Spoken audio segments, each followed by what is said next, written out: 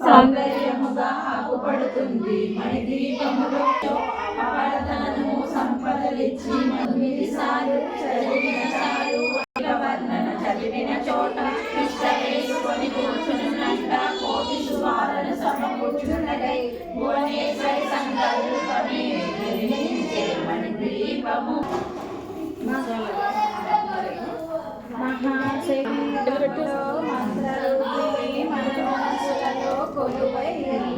సుగంధ పరిమళ పుష్పాలే మహానిధులు లక్షల లక్షల లావణ్యాలు అక్షర లక్షల వాసీపానికి మహానిధులు పారిజాతవన సౌగంధ గణనర్వాలు మణిదీపానికి మహానిధులు